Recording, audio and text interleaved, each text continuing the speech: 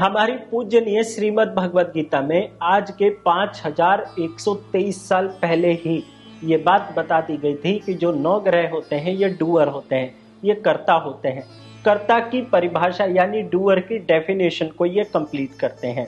जिस भी व्यक्ति की जन्म कुंडली के अंदर बृहस्पति देव अच्छे हों, उसको अपने कार्य की समझ बहुत अच्छी होती है। उस व्यक्ति के स्वभाव में ज्ञान की गंभीरता दूर से ही दिखाई देती है। वो व्यक्ति जब तक उसे पूरी किसी चीज की समझ नहीं होगी वो अपना मुंह नहीं खोलेगा, और जब भी वो कोई भी बात करेगा तो हमेशा ज्ञान की और गंभीरता की और सही सटीकता की बात करेगा। कच्चे ज्ञान की, अधूरी नॉलेज की ऐसा व्यक्ति कभी भी बातें नहीं किया करता।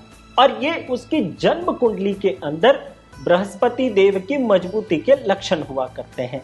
यदि ऐसा व्यक्ति या आपके समाज घर में कोई ऐसा व्यक्ति है, आप उसे यदि पुखराज पहनते हुए देखते हैं तो आप समझ जाइए कि इन्होंने जो पुखराज पहना हुआ है वो इनको बहुत शुभ फल प्रदान कर रहा है। या व्यक्ति यदि स्वभाव का है तो यदि वो पुखराज धारण करते हैं तो उससे इनको बहुत फायदे मिल सकते हैं। लेकिन आपको एक बात जान करके बड़ी हैरानी होगी कि जब भी जन्म कुंडली के अंदर बृहस्पति देव इस प्रकार से किसी भी भाव में बैठे हों और सामने वाले घर में भी कोई ग्रह आकर बैठ गया हो, तो ऐसी परिस्थिति में कोई भी रत्न पुखराज यानी कि आपको नहीं पहनना होता।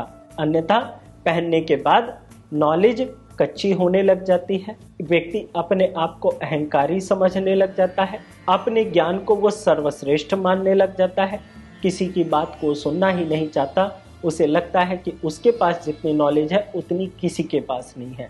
इसीलिए पुखराज पहनने से पहले आपको इन बातों का जन्म कुंडली के हिसाब से ध्यान जरूर रखना चाहिए।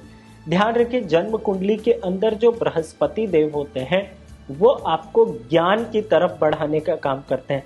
अब ज्ञान का मतलब वेद पुराण ही नहीं होता। ज्ञान का मतलब हो जाता है, आप अगर डॉक्टर हैं तो ये आपकी नॉलेज को, आपकी जो डॉक्टरेट होगी उसमें ये आपको एक्सपर्टीज दिलाएगा। क्लियर? अगर आप इंजीनियर हैं तो उसमें आप बहुत अच्छी डेवलपमेंट और रिसर्च करेंगे, बहुत अच्छी आप नॉलेज लेंगे, तब आप आगे बढ़ेंगे। यदि आप किसी प्रकार के कंसल्टेंट हैं और आप पुखराज पहन लेते हैं तो आप किताबें पढ़ करके या नॉलेज बहुत अच्छी गेन करके आप दूसरों को अच्छी सलाह, अच्छी बातें देते रहेंगे। तो इसीलिए पुखराज पहनने से पहले इन बातों का समझना बेहद जरूरी है, तभी आपको इसका लाभ मिलेगा। आशा करता हूं आपको पुखराज के बेनिफिट्स और कब आपको नहीं पहनना चाहिए ये मैंने आपको बहुत लाइटली बताया है। डीप नॉलेज या डीप क्लैरिफिकेशन होती है, ये जन्म कुंडली को देख करके ही पता लगाया जा सकता है कि आपके लिए पहनना कहां तक फायदा देगा। वीडियो कैसा लगा मुझे कमेंट करके नीचे जरूर बताइएगा। यदि आपने पुखराज स्टोन पहना है और आपको पहनने के बाद रिजल्ट अच्छे मिले हैं तो आप मुझे नीचे कमेंट में जय माता दी जरूर लिख दीजिएगा, मुझे अच्छा लगेगा। और मैं आपसे मिलने अब मुंबई भी आने लगा हूं, आप मुझसे वहां का भी अपॉइंटमेंट लेके मिल सकते हैं। चैनल को सब्सक्राइब करके बेल आइकन को प्रेस करके ऑल नोटिफिकेशन पे क्लिक कर लीजिएगा। आप चाहें तो ऑडियो वीडियो कॉल के द्वारा भी आप मुझसे बात कर सकते हैं।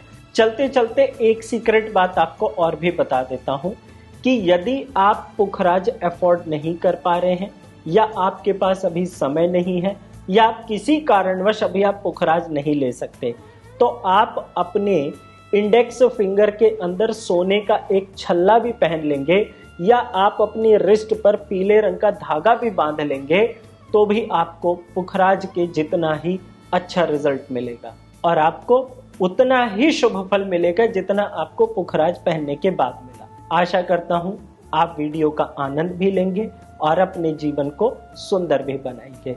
जय माता दी।